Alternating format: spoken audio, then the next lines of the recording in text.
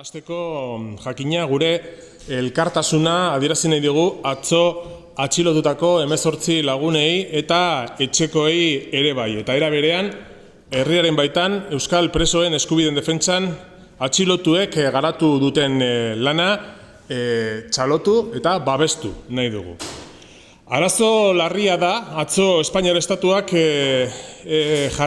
martxan jarritako operazioak dakarrena. Erabat larria da operazio horren ondorioa, eta beraz esan daiteke operazio polizial hori eta Euskal Herrian irekitako garai politiko berria estuki lotuta doazela. Bakea eta elkar bizitza demokratikoa eraikitzeko aroa bizi dugulako.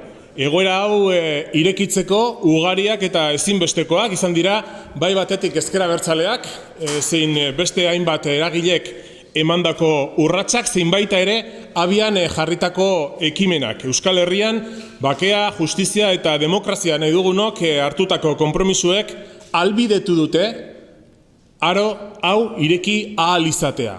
Aldiz, Partidu Popularra eta Partidu Sozialista ordea Euskal Herrian irekitako garai berri hau eta bakerako aukera hau saboteatzen ari dira nabarmen. Zapateroren gobernuarekin hasi eta Rajoyren gobernuak egindako azken operazio honetaraino bakearen etsai gisa aritu dira bi alderdi espainiar hauek eta beraien euskal sukurtsalak. Jarrera erabat salagarria da, beraz, PSOE eta PP-rena eta baita garatzen duten estrategiaren baitan kokatzen den atzo herriraren aurka burututako operazio poliziala.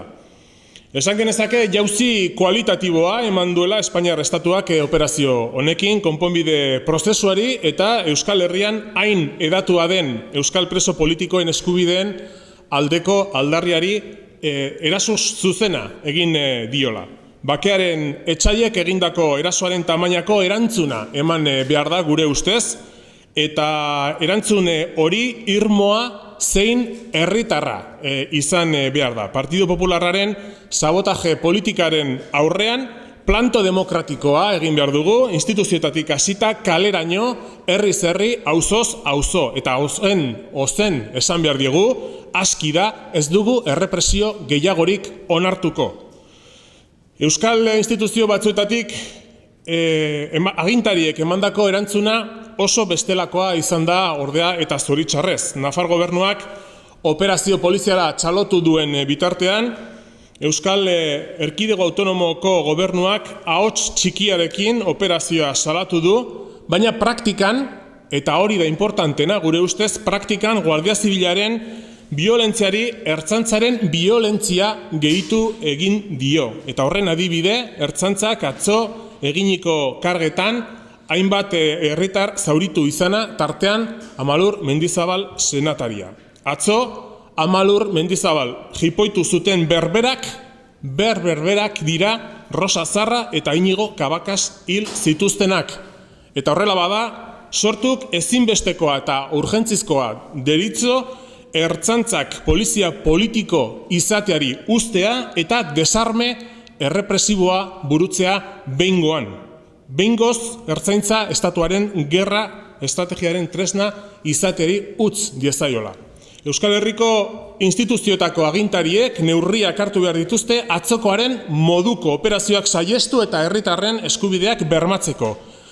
Zeren eta bere herritarren eskubideak defendatzen ez dituen lehendakariak ez du lehendakari izatea merezi.